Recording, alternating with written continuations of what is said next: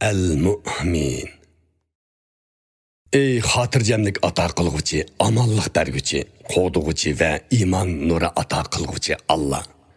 Sen hidoyat qilmasang, qalblar qandoqmi aram topsin? Qalblarni sen aram topqizmasang, kimmi aminlik cho'milalisin? Sen iymon nimati ato qilmasang, kimmi haqiqiy mu'min bo'lalisin? Bütün dünyada yetimga aylangan, g'ayrib bo'lgan muhacir xalqimizni amin qilgin. Ularning qalbiga oromlik berishligin.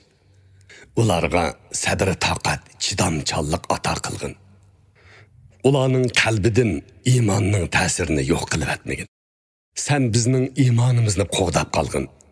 Fikirlarimizni iymon nuri bilan bezigin, so'zlarimizni iymon hallari bilan zinnatligin. Ey Allohim, meni ayshi ishrat to'ziqiga tushirma. Nafsimning vasvasalariga tashlab qo'yma.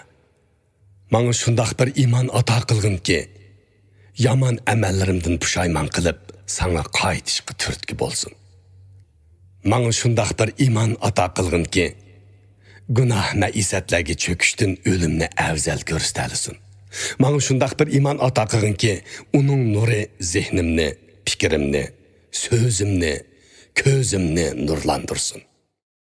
Manga shundoq bir iymon ato qilginki, uning julasi ish harakatlarimda, gap so'zlarimda o'z ifodasini topsin.